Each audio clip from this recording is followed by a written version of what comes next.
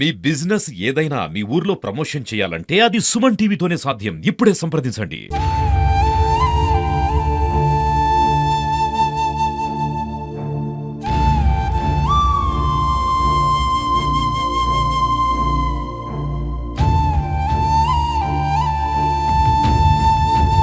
నమస్తే, welcome to Suman TV. ప్రస్తుతం అయితే మనము తిమ్మాపూర్ మండలంలో మానకొండూరు కాన్స్టిట్యున్సీలో అయితే ఉన్నాము. ఇక్కడ కొంత అక్రమ నిర్మాణాలు చేపడుతున్నారని కూడా అధికారులు అయితే కొన్ని కూల్చివేతలకైతే నిన్న చేయడం అయితే జరిగింది. హైదరాబాద్ తరహాలో కూడా ఇక్కడ కూల్చివేతలను కూడా అధికారులు అయితే స్టార్ట్ చేయడం అయితే జరిగింది. ఇక్కడ స్థానికులు అయితే ఉన్నారు, వాళ్ళని అడిగి వివరాలు అయితే తెలుసుకుందాం. అంటే ఎందుకు కూల్చివేశారు, ఇది అధికారులు ఏమంటున్నారు అసలు? నేను గత 30 సంవత్సరాల నుంచి ఇక్కడనే హోటల్ నడుపుకుంటా చాయ్ అమ్ముకుంటా నా జీవనోపాధి ఇదే. అకస్మాత్తుగా కూల్చేసాను. ఏం మాట్లాడలేకపోయినా నేను సార్ని. ఊట్లో ఉన్నది మీరు ఇట్లా మళ్ళీ రేకులు ఎందుకు వేసారు అంటే, సార్ అది చిల్లులు పడ్డాయి సార్, రేకులు ఇట్లా ఊరుతున్నాయి, అందువల్ల మళ్ళీ కొత్త రేకులు ఎవరు చచ్చింది, మేము ఎవరు చచ్చింది వేసినాం అంతే సార్ అంటే ఏం లేదు, కూల్చేసారు వాళ్ళు. ఫస్ట్ నుండి ఇక్కడనే ఉన్నా నేను. ఇప్పటికీ నాకు ఇక్కడనే పెళ్లి అయింది. మా పిల్లలు సుతా పెద్దలు అయ్యారు, వాళ్ళ సుతా పెళ్లి చేసిన. ఇప్పుడు లాస్ట్ కి ఇట్లా అయింది వచ్చేసరికి. నేను సుతా SRSP అందులోనే ఛాయ్ పోసుకుంటా, జీవనోపాధి వాళ్ళతోనే నాది. అధికారులే అధికారులు ఇక్కడనే వాళ్ళే నేను నా జీవనాలు వాళ్ళకి ఛాయ్ ఉంటా ఇక్కడనే కొన్ని సంవత్సరాల నుంచి. అనుకోకుండా ఇట్లా జరిగాయి. ఇప్పుడు మీకు ఈ జాగా అప్పుడు ఎక్కడి నుంచి వచ్చింది అసలు? మాకు మా మామకు SRSP లో వాళ్ళ ఊరు మునిగిపోయింది, సంఘము. ఆయన ఇక్కడికి వచ్చిన తర్వాత వాళ్ళకి అలాట్మెంట్ సుధా ఉన్నది మా మామకు. అదే ప్లేస్ లో నేను నడుపుకోవడం జరుగుతుంది హోటల్. మా మామ చనిపోయాడు.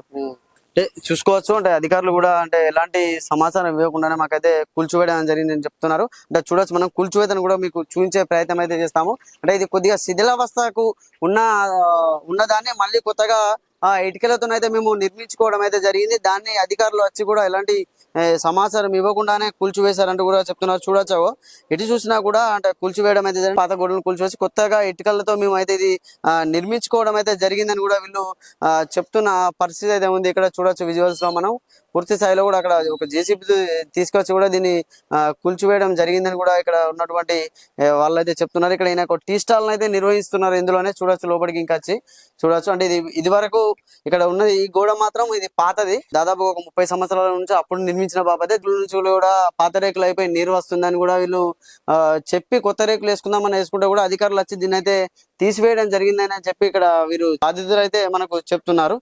మనతో పాటు ఇక్కడ కార్పెంటర్ వర్క్ చేస్తున్నటువంటి ఇంకో బాధితులు కూడా ఉన్నారు. అంటే వీళ్ళకి కూడా అధికారులు అయితే కూల్చివేయడం అయితే జరుగుతుందని కూడా వీళ్ళతో కూడా చెప్పిన పరిస్థితి ఉందంటారు.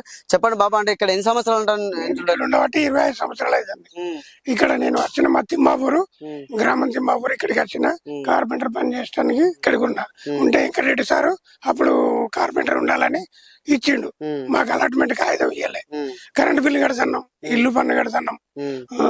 మేము ఈ ఆఫీసులలో కానీ ఏది కానీ ఏదైనా పని రమ్మంటే పోతున్నాం, చేస్తున్నాం. 100 అయ్యేది 50 రూపాయలు ఇచ్చినా తీసుకొచ్చుకుంటున్నాం. పని మాత్రం ఉండాలని వెంకరెడ్డి సారు అప్పుడు నన్ను ఇక్కడ ఉండాలని వెంకరెడ్డి సార్ చెప్పిండు. ఇప్పుడు మాకు సుతాలటి కాగితాలు మీ సుత ఇల్లు గులగొట్టుడే 2 రోజులు టైం ఇచ్చినాం. ఆ 2 రోజుల వరకు గులగొడతామని అన్నారు.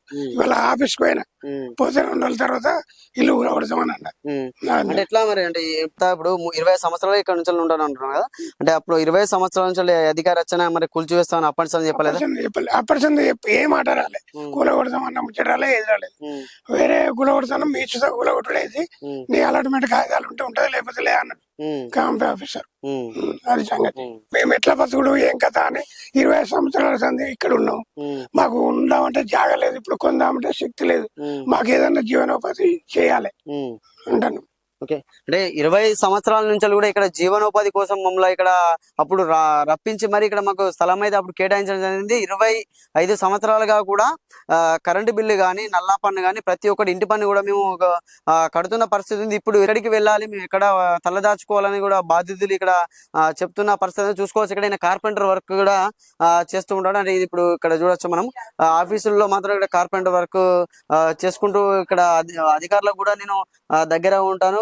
చాలా అని ప్రతి ఒక్క వర్క్ కూడా నేనే చేస్తాను, అప్పుడు అందరికీ అందుబాటులో ఉండాలని కూడా ఇక్కడ నాకు స్థలం కేటాయించడం జరిగిందని కూడా ఆయన బాధితుడు చెప్తున్న పరిస్థితి ఉంది. మరో 2 రోజుల్లో మాత్రం ఇల్లును ఖచ్చితంగా మేము కూల్చివేస్తామని కూడా అధికారులు అల్టిమేటం అయితే వారికి జారీ చేశారని కూడా ఆయన చెప్తున్న పరిస్థితి అయితే ఉంది.